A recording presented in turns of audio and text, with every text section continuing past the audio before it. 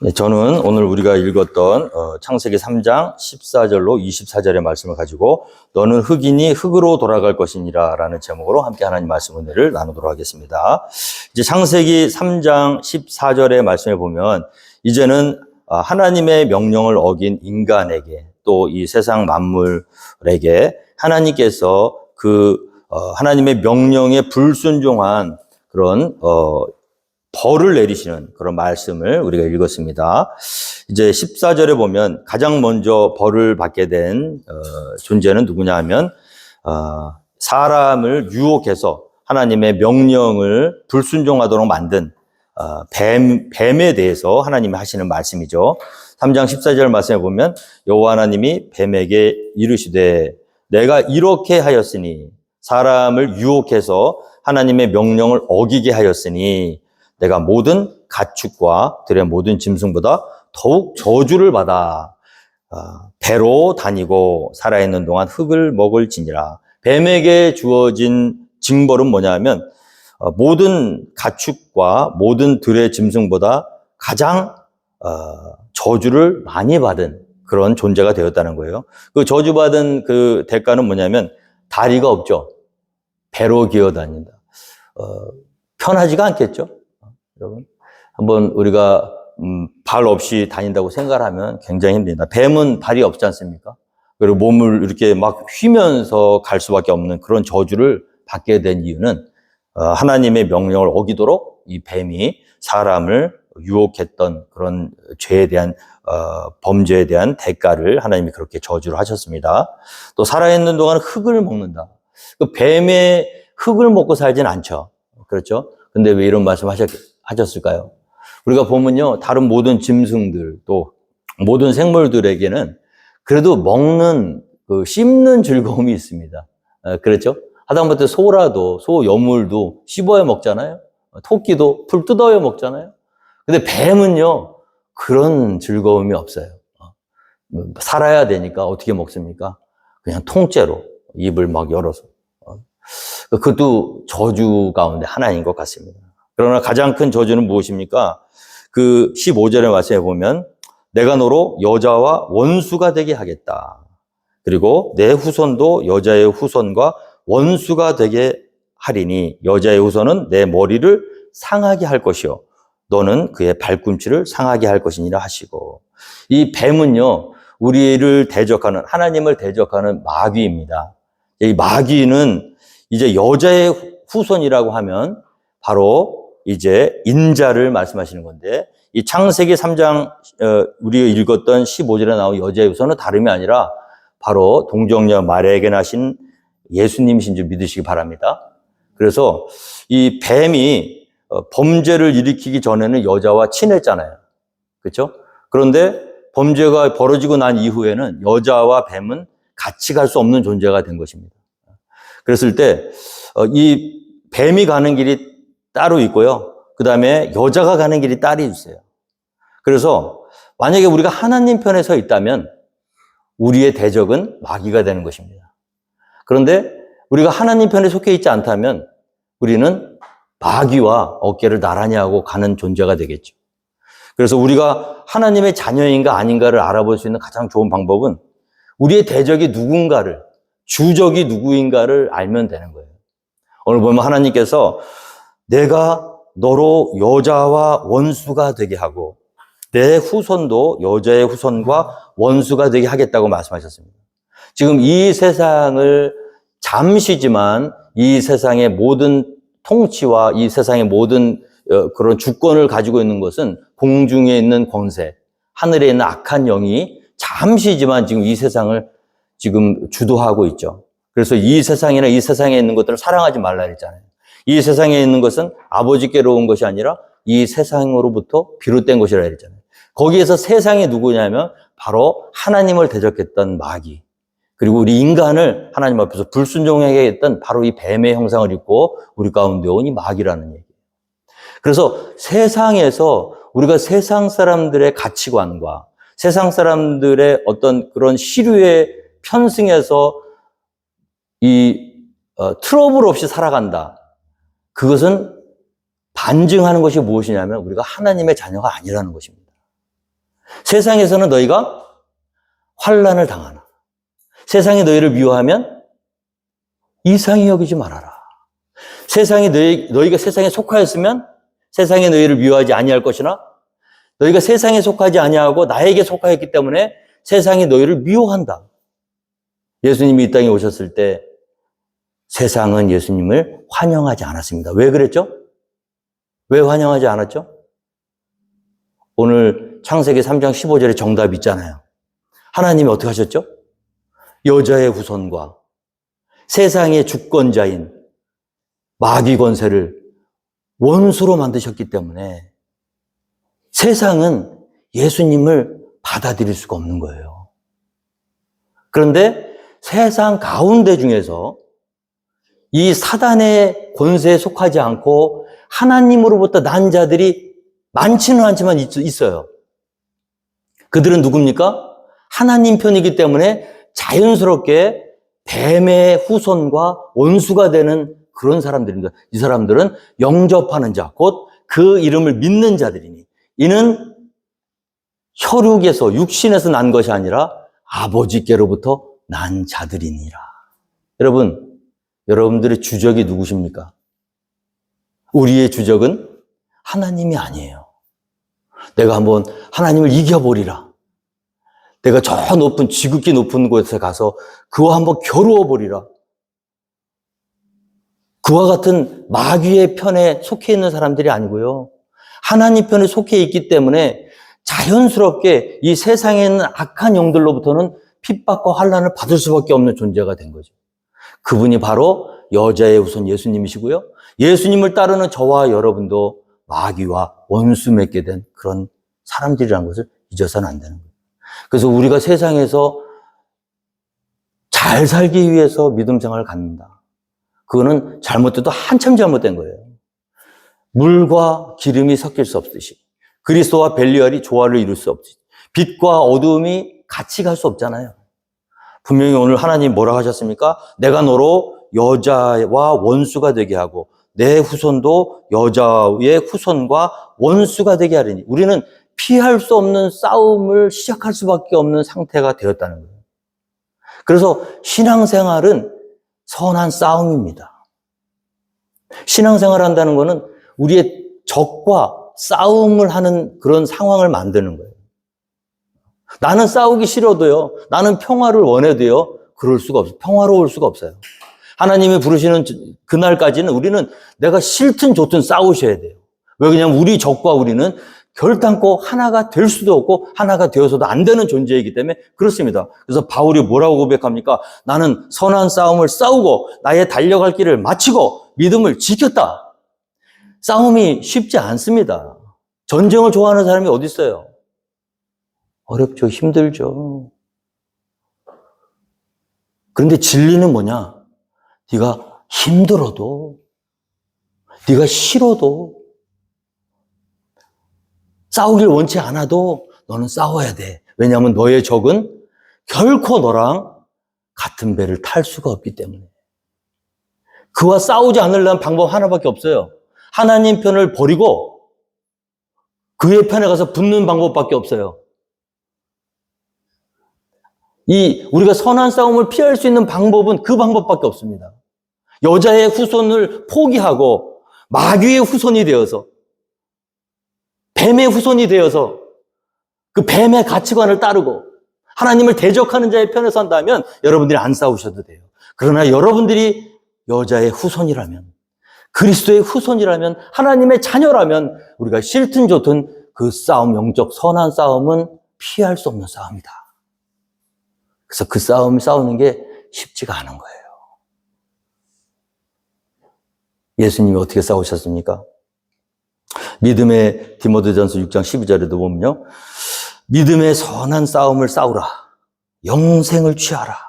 이를 위하여 내가 부르심을 받았고 많은 증인 앞에서 선한 증언을 하였도다. 여러분 우리가 정말로 영적으로 각성하고 놓치지 말아야 될 부분이 이 부분인 줄 믿으시기 바랍니다. 우리는 마음 편히 살 수가 있는 존재들이라 진정하셔야 돼요. 근신하라. 깨어라. 너희 대적 마귀가 우는 사자와 같이 삼킬 자를 찾아 돌아다니는 것을 너희들이 잊지 말아라. 한순간도 방심하시면 안 됩니다.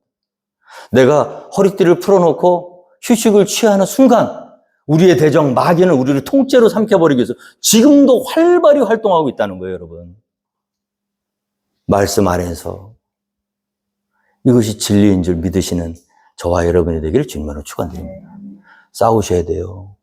그럼 어떻게 싸울 것인가? 힘으로 싸울 것인가? 지혜로 싸울 것인가? 능력으로 싸울 것인가? 우리의 싸움은 십자가인 줄 믿으시기 바랍니다. 자, 선으로 악을 이겨라. 십자가로 싸우셔야 돼요. 십자가가 의미하는 건 뭐죠? 자기 부인이에요. 마귀는요, 악을 악으로 이기는 것은 의미 없습니다. 예수님의 싸움의 승리를 잘 생각해 보세요. 십자가에서 내려와라, 내려와 봐라. 네가 하나님의 아들이라면 내려와 봐라 한번. 예수님을 자극하고 겁박하고 능력이 없으셨나요? 만물의 주인 되시는 예수님 맞습니까? 베드로가 말고의 종의 귀를 쳤을 때 예수님이 베드로에게 뭐라고 하셨습니까? 내가 지금 기도해서 12영 되는 천사를 지금 이 시간 내려보내서 나를 잡으러 온 로마 군사를 이길 수 있는 능력이 없는 줄 아는가? 힘이 있었어요. 능력이 있었어요. 그런데 악한 방법으로 대적하지 않고 그 모든 권리와 그 모든 힘을 겸손하게 내려놓으시고 자기 몸을 내어줌으로 말미암아 희생함으로 말미암아 할렐루야 악한 권세가 꼼짝 못하는 승리를 이루신 분이 우리 예수님이시라는 거예요. 여러분들의 갈 길이 멉니다. 이 성도님들이요 말씀을 깊이 묵상하시고 잘 들으셔야 돼요. 오늘 이 말씀이 우리에게 원하시는 것은 이 가르치는 말씀을 잘 들으셔야 될 줄로 믿습니다. 힘으로 싸우는 게 아니에요. 능력으로 싸우는 게 아니에요. 희생으로 싸우는 겁니다. 버림으로, 사랑함으로. 악한 존재는요, 악으로 못 이겨요. 어떻게 이깁니까? 예수님이 자기 몸을 다 내려주고 그냥 다 희생하셨어요. 진 것처럼 보여요. 패배한 것처럼 보여요. 근데 어느 날 그 예수님의 옆구리를 후벼 팠던 로마 병사가 집에 와서 생각을 하는데 왜 그는 가만히 있었을까? 오른편 뺨을 때리면 왼편 뺨을 돌려대는 그 모습을 보면서 우리 가운데는 없는 하나님의 거룩한 성품과 사랑을 생각하고 묵상하면서 사람이 깨어지는 거예요. 여러분 우리가 세상의 빛이요 소금이라고 했는데 어떻게 우리가 세상으로 하여금 빛이요 소금의 역할을 감당할 수 있죠? 예수님이 하셨던 방법. 자기 희생. 내려놓고 영적 싸움을 할 때 힘을 길러서 막 힘으로 제압하는 게 아닙니다. 그게 힘든 거예요. 그 싸움이에요. 내가 할 수 있거든요. 같이 싸울 수 있어요. 나도 분풀이 할 수 있어요. 나도 복수할 수 있어요. 나도 내가 이렇게 해서 이길 수 있어요. 그런데 안 하는 거예요. 그 싸움. 내가 싸울 것인가?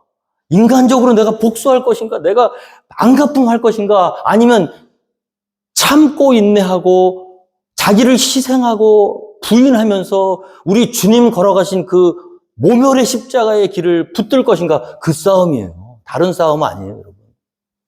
날마다 우리의 마음속에 분노가 일어나는 악한 그런 옛사람의 본성의 싸움, 그 옛사람의 발음과 또 예수 그리스도 안에 있는 새 사람이, 새롭게 태어난 사람이 우리 내면에서 날마다 싸우는 거예요, 날마다. 그래서 여러분, 성도가 어떻게 고민을 안 할 수가 있어요? 좀 이상한 거예요. 고민하셔야 됩니다. 갈등하셔야 됩니다. 그리고 결론은 뭐예요? 십자가예요.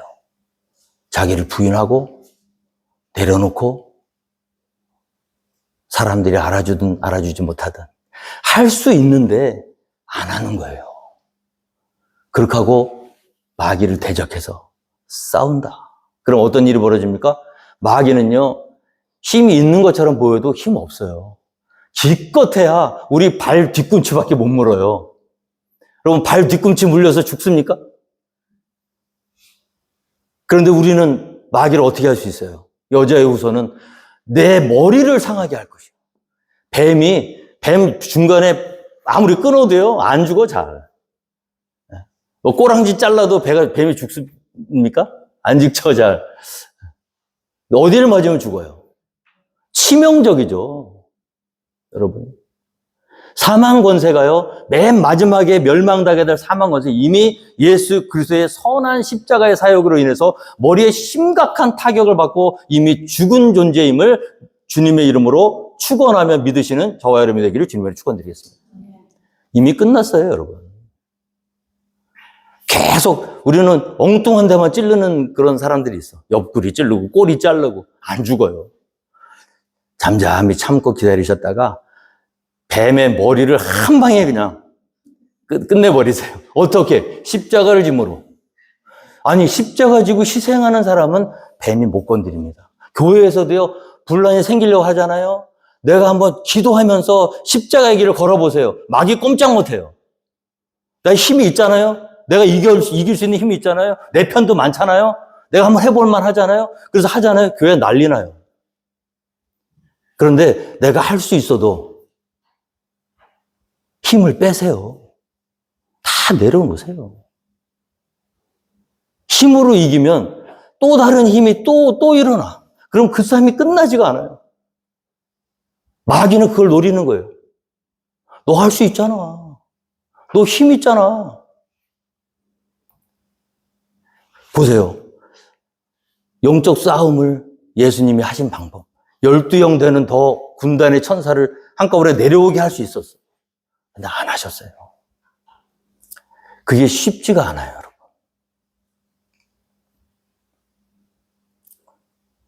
쉽지가 않습니다. 이 영적 싸움이 쉽지가 않아요. 예수님도 어떻게 했죠? 그 겟세마네 동산에서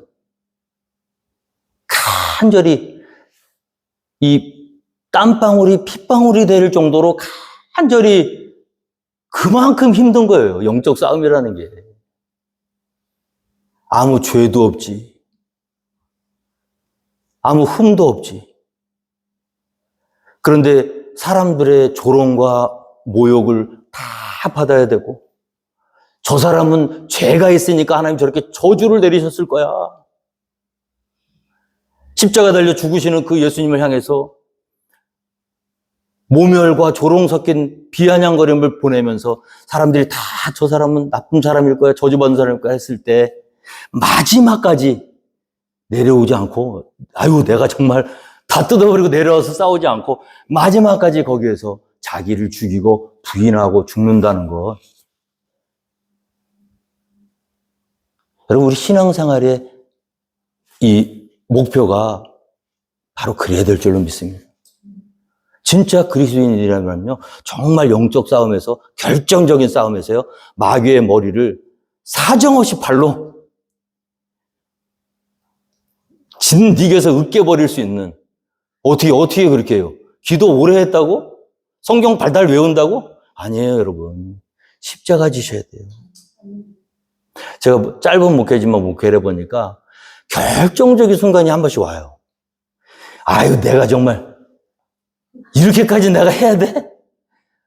너무 억울한 거야. 너무, 아유, 그냥 다 끝내버리고 싶고, 다 내려오고 싶어, 십자가에서. 당장 그냥.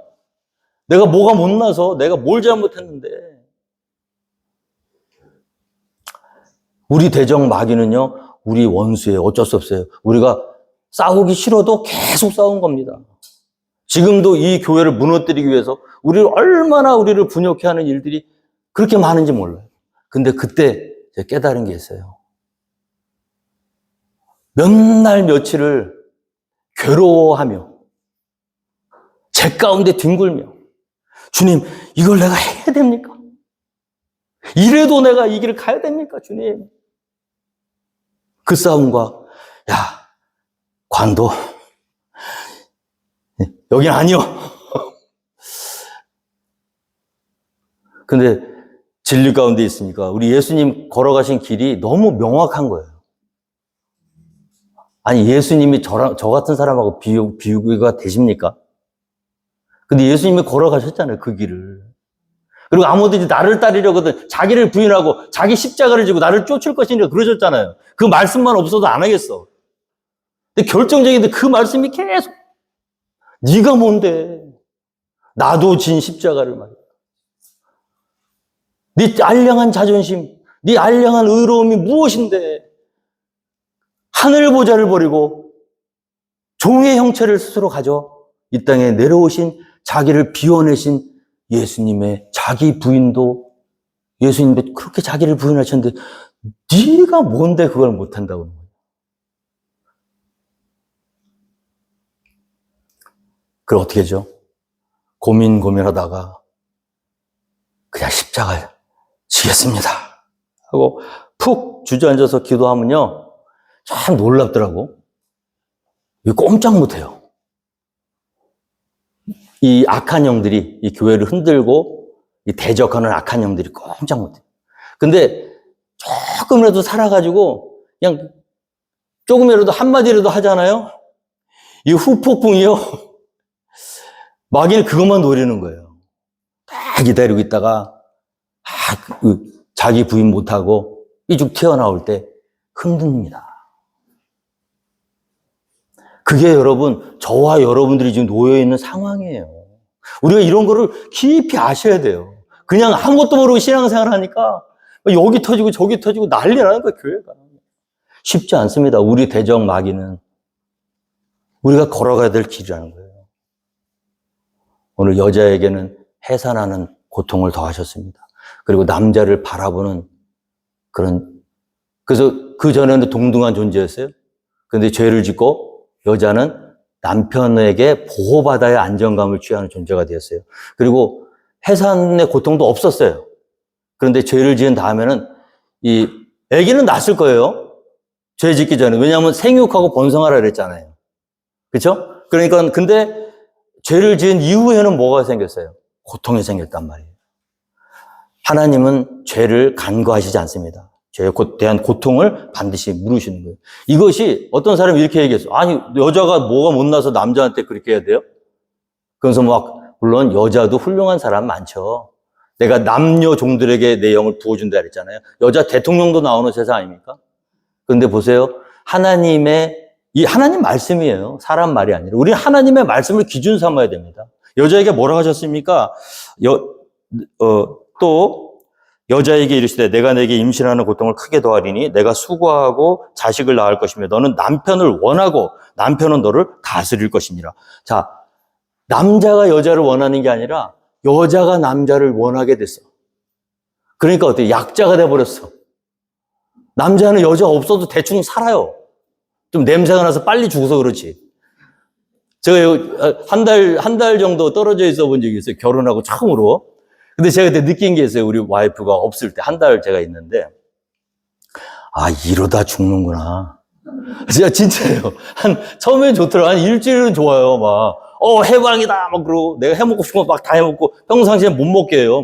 그거 왜 몸에 안 좋은 거 먹냐 그러는데 없으니까 내가 마음대로 삼겹살도 꺼먹고 너무 편해.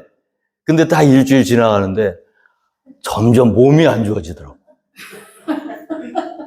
콜라도 먹고 그러니까 그런 거 한 2주 지나니까 빨리 와야지 큰일 나겠는데 요러다 가는구나.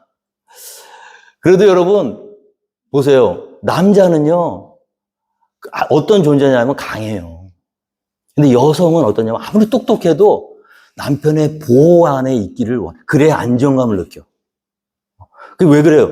너는 남편을 원하고 남편은 너를 다스릴 것이냐. 이것이 여자에게 주어진 하나님의 징계예요. 그래서 마가렛 대처 수상, 영국의 철의 여인이라 하죠. 아침 일찍 국무회의 그 쟁쟁한 국회의원들, 국무장관들하고 치열한 논쟁을 하고 하루 빨리 가야 되는데 아침에 일어나가지고 제일 먼저 하는 게 햄에다가 에그 샌드위치 만들어서 남편 주고 설거지 다 해놓고 그러고 나라의 큰 일을 하기 위해서 가는 거예요. 그게 여성이에요. 엘리자베스 여왕 얼마 전에 타계하신 그분도 그랬다 그러잖아요. 여왕으로서 모든 사람 앞에 주권을 가지고 있는데 가정에서는 어때요? 남편의 그늘 아래 있기를 원하는 그 존재가 여성이라는 거예요. 원래는 안 그랬어요. 독립적인 존재였어요. 동등한 존재였어요. 근데 어때요? 지금은 그런 존재가 된 거예요. 그래서 여성이 남편의 보호 아래 있어야 안정감을 느끼는 거예요. 사랑을 받기를 원하는 거예요. 자, 남자에게는 어떤 증벌이 있습니까? 시간이 많이 갔으니까 짧게 가겠습니다. 17절, 아담에게 이르시되 내가 내 아내의 말을 듣고 내가 내게 먹지 말라 나무의 열매를 먹었은즉 땅은 너로 말미암아 저주를 받고 너는 내 평생에 수고해야 그 소산을 먹으리라. 땅이 내게 가시덤불과 엉겅퀴를 낼 것이라. 내가 먹을 것은 밭의 채소인즉 내가 흙으로 돌아갈 때까지 얼굴에 땀을 흘려야 먹을 것을 먹으리니 내가 그것에서 취함을 입었음이라. 너는 흙이니 흙으로 돌아갈 것이니라 하시니라. 아멘. 아담에게 주어진 징계는 뭐냐면, 옛날에는요, 그 범죄하기 전에는 그냥 땅에 심고 그냥 가만히 있으면 먹으면 돼요. 근데 땅이 저주를 받았어. 하나님의 말씀을 어기는 순간. 그래서 엉겅퀴와 가시덤불을 해요. 일생 동안 고생해야 돼. 수고해야 돼. 얼굴에 땀을 흘려야 그걸 먹게 되는 존재가 된 거예요. 왜 그러셨을까요? 저는 생각을 해봤더니, 말씀 묵상을 생각해봤더니, 딴 생각할까봐. 제 생각이 그래요. 하나님이 금지하신 선악을 알게 하는 열매를 먹고, 하나님처럼 되고 싶은 욕심과 욕망, 그 다음에 능력도 생겼어요. 자, 육신의 고통이 계속해서 그걸 괴롭히지 않으면, 남는 시간, 남는 체력, 남는 능력으로 뭐 할까요? 탑을 쏴서 내가 저 하늘 끝까지 올라가 버리라. 어떻게 하면 하나님을 더 대적하나 무너뜨리나 아마 거기에 모든 에너지를 쏟아부었을 겁니다. 그래서 인간에게 이 육신의 고통을 주신 이유는 뭐냐? 그 육신의 고통 가운데서 이 땀을 흘리고 힘들고 어려운 그런 일을 함으로 말미암아 악한 그 생각들을 제어하고 그 시간들을 감소시키기 위해서. 그래서 그 중세시대 수도원 운동에 보면요. 우리 수도원을 들어가잖아요. 그럼 그 중에 정말 중요한 하나가 뭐냐면 밥 매는 일이에요. 아침 새벽에 일찍 일어나서 예배 드리고요. 그 다음에 아침 먹고 그 다음에 하루 종일 하는 일은 뭐냐면은 밭에 나가서 들에 나가서 일하는 겁니다. 왜? 딴 생각하니까. 우리 인간은요. 악한 범죄를 저지른 하나님의 명령에 불순종한 인간은 그 순간부터 가만히 있으면 좋은 생각 안 해요. 악한 생각하시. 그러니까 어떻게 해요? 수도원에서 그걸 아는 거야. 그래서 가만 안 둬. 하루 종일 괜히 쓸데없이 그거 많이 먹지도 않는데 쓸데없이 밭 갈게 하고요. 갈았다가 다시 패했다가 다시 버렸다가 하는 한이 있더라도 계속 육신에 딴 생각 못 하도록 그걸 주는 거예요. 왜 그렇게 됐나요? 하나님의 명령을. 정말 가장 큰 징계 중에 징계는 뭐죠? 너는 흙이니 흙으로 돌아가지니라. 영원히 살 수 있게끔 창조된 인간이 하나님의 명령을 어긴 다음에 우리에게 최종적으로 기다리고 있는 징계는 죽음입니다. 그래서 그 죽음의 공포 속에서 결국 우리가 돌아갈 곳이 어쩔 수 없이 우리는 흙이니까 흙으로 돌아갈 수밖에 없는 존재가 된 거예요. 이것이 하나님의 말씀을 어긴 대가입니다. 우리 창세기의 말씀을 우리가 왜 깊이 묵상해야 되냐면 우리가 왜 죽는지 이제 다 나왔잖아요. 왜 죽어야만 하는지, 왜 죽을 수밖에 없는 존재가 되었는지. 하나님의 말씀을 어기고 너는 흙이니 일생 동안 수고하고 땀 흘리다가 때가 되면 흙으로 돌아가라. 이것이 하나님의 명령을 어긴 인간에게 주어진 징계입니다. 그 우리의 운명이에요. 그런데 하나님께서 그 운명을 주시고 22절에 여호와 하나님이 이르시되 보라 이 사람이 선악을 아는 일에 우리 중 하나같이 되었으니 그가 그의 손을 들어 생명나무의 열매도 따먹고 영생할까 하노라 하시고 여호와 하나님이 에덴 동산에서 그를 내보내어 그의 근원이 된 땅을 갈게 하시니라. 이같이 하나님이 그 사람을 쫓아내시고 에덴 동산 동쪽에 그룹들과 두루 도는 불칼을 두어 생명나무의 길을 지키게 하시니라 그랬죠. 자 보세요. 에덴 동산에서 하나님이 쫓아내셨습니다. 근데 그 이유가 뭐예요? 자, 이 사람이 이제 선악을 아는 일에 우리와 하나같이, 우리 중에 하나같이 되었으니 그가 그의 손을 들어 무엇을 따먹고? 에덴 동산의 중앙에 있는 두 가지 나무가 있었죠. 하나는 선과 악을 알게 하는 나무고 하나는 생명나무였어요. 그런데 하나님이 생명나무를 따먹지 말라는 말씀만 안 하셨어요. 선악을 알게 하는 나무를 먹지 말라 하셨지. 그런데 선악을 알게 하는 나무를 먹은 다음에는 하나님께서 생명나무의 열매를 먹는 것을 금지하셨습니다. 왜 그러셨을까요?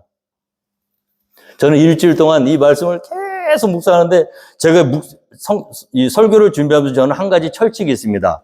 제가 말씀을 깊이 묵상하고 거기서 은혜 받기 전까지는 절대로 다른 사람의 주석을 안 봐요. 왜냐하면 보게 되면 내 은혜가 아니라 다른 사람의 은혜가 돼요. 그래서 어쩔 때는 이 마지막 날까지 이게 안 풀릴 때가 있어요, 이 묵상이. 그래서 이게 설교가 힘든 거예요. 그냥 아는 식 전달하고 하면 끝나는데 은혜 받아야 되거든. 전달하는 자가 은혜가 돼야 우리 같이 은혜를 나눌 수 있기 때문에. 근데 끝까지 답이 안 나오는 경우도 있어요. 이런 경우가 그런 거예요. 그래서 도대체 이거는 왜 그러셨을까요? 막 기도하고 막 그러다가 하나님이 그랬구나. 저는 제가 느낀 바는 그렇습니다. 여러분, 우리가 하나님의 명령을 어긴 순간 우리의 인생은 비참해졌어요. 축복의 삶이 아니죠. 일생 동안 어떤 삶이죠? 하나님과의 관계가 파괴된 데서 온 불안감, 두려움, 초조함, 극심한 외로움, 인간과 인간의 관계가 파괴되는 데서 오는 갈등과 반목, 다툼, 시기. 살아있는 게 좋은 게 아니라 지옥 같은 세상이 된 거예요. 평안이 있어요? 그 에덴 동산 안에서 이제 아담과 하와는요, 평화가 없습니다. 안타깝게도. 하나님과의 관계만 깨진 게 아니라 그 하나님의 명령을 어기는 순간 사람과 사람의 관계도 여지없이 부서진 거예요. 자기 내 뼈 중에 뼈, 살 중에 살이라 했던 그 부인을 이제는 부인과 아내와 남편이 아름다운 한 몸을 이루는 하모니를 이루는 관계가 아니라 원수가 됐어, 원수가. 자, 그런 상황에서 죽지 못해 사는 삶인데 영원히 산다고 생각해 보세요. 그게 축복일까요? 어떤 사람한테 제가 90세 때신 분한테 복음을 전했어요. 예수 믿고 천당 가셔서 영생을 누리십시오. 그랬더니 저한테 그러시더라고요. 아니, 지금까지 93년 산 것도 지겨워 죽겠는데, 아니, 나보러 영원히 살으라고? 지금 제정신으로 하는 거죠. 그분이 대동아 전쟁을 겪으셨대. 일제시대 때 연희전문학교 1회 졸업생이세요. 근데 일제시대 징용 끌려가지고 히로시마에 원폭 떨어지는데 그 옆에 있었대요. 그리고 끝나고 나니까 6.25 터진 거야, 또. 그 대한민국 못 사는 나라에 가서 그 또 공부 잘해 여성 5명 뽑는 국비장학생으로 뽑혀갖고 미국 왔거든요. 그래서 미시간에서 공부하시고 연대 교수로 가셨다가 미국에서 유학할 때 보니까 너무 좋으니까 다 포기하고 일로 오신 거예요. 그래서 미국에서 제가 개척한 그 동네에서 이 수학 교수님으로 정년 은퇴하시고 사모님도 이화여대 1회 졸업생. 두 분이서 그렇게 파란만장한 삶을 사셨어. 근데 그 안에 예수님이 없었어. 그러니까 어디를 가도 지옥이에요. 그때 한국 교수님 월급이 10,000원이었대, 10,000원. 1950년대. 근데 미국에 보니까 너무 잘 사는 거예요. 그러니까 다 버리고 오셨거든요. 미국 오면 좋을 줄 알았대. 근데 살아보니까 어때요? 하나님과의 관계가 회복이 안 되고 거기에서 진정한 자유와 평강이 없는데 자식들이 셋인데 변호사, 의사 다 그래요. 근데 다 예수를 안 믿어, 그 집안이. 참 가슴 아프더라고. 집도 크고 다 잘 살아요. 근데 평안이 없어. 그러니까 뭐라 그래요? 영생을 얻으십시오. 그러니까 이 사람이 지금 악담을 하냐. 여러분, 생명나무 먹었다가는 큰일 납니다. 하나님과의 관계가 회복이 되지 않았는데, 진정한 평화와 안식이 없는데 목숨만 계속 연장된다? 그게 괴물이에요. 어떤 사람은요, 사는 것보다 죽는 게 나은 사람들이 많습니다. 지금 세상 사람들이 그래요. 우리는 어때요? 힘들고 어려워도 우리한테 뭐가 있어요? 진리를 알지니 진리가 너희를 자유케 하리라. 내가 너희에게 평안을 주노니 내가 너희에게 주는 평안은 세상에 주는 평안과 같지 아니하다. 할렐루야. 힘들고 어렵고 병들고 괴롭고 어려워도 우리 가운데 뺏을 수 없는, 세상이 뺏어갈 수 없는 진정한 평화와 안식이 있잖아요. 할렐루야. 그것이 바로 내가 그 길이요 진리요 생명이니 나로 말미암지 않고는 아버지께로 올 자가 없느냐. 하나님이요, 우리 예수님이 이 땅에 오셔서 십자가를 지시고 우리를 위해서 우리 죄를 대속하시기 전까지는 에덴 동산에 있는 생명나무를 지키시기 위해서 그룹들과 두루 도는 불칼을 거다 두셔서 그 누구도 생명나무에 접근할 수 없도록 막으셨습니다. 그게 은혜예요. 그게 저주가 아니에요. 지옥 같은 인생을 사는 사람들에게 생명나무를 주어서 그 지옥 같은 삶을 영유하게 하시지 않게 하기 위해서 두루 도는 불칼과 그룹들을 지키신 거예요. 그 다음에 언제 그것을 개방해 주셨어요? 예수님이 이 땅에 오셔서 십자가에서 내가 다 이루었노라 하고 고개를 떨구시고 운명하실 때 예루살렘 대성전에 있었던 하나님이 임재하신 지성소와 사람이 들락날락했던 성소 사이에 있었던 휘장, 그것이 죄로 인해서 하나님과 인간을 가로막고 있는 생명나무를 지키는 두루 도는 불칼과 그룹들이 지키고 있었던 그 하나님의 임재의 장소가 어떻게 됐죠? 위로부터 아래로 세로로 쫙 갈라지면서 새롭고 산 길, 드디어 사람이 생명나무로 접근해서 값없이 원없이 누구든지 목마른 자가 있거든 내게로 와서 마시라, 누구든지 줄인 자가 있거든 내게로 와서 먹어라. 할렐루야. 예수 그리스도의 새롭고 산 길을 통해서 그 길을 다시 열어주셨다는 것. 그때까지는 하나님이 막으셨습니다. 그럼 우리 창세기의 이 말씀이 얼마나 은혜가 돼요. 할렐루야. 하나님은 우리를 사랑하십니다. 그 하나님의 사랑을 깊은 말씀 통해서 깨닫고 하나님께 영광 올려드리며 기쁨과 즐거움으로 평안을 받아 누리는 저와 여러분이 되기를 주님으로 축원드리겠습니다.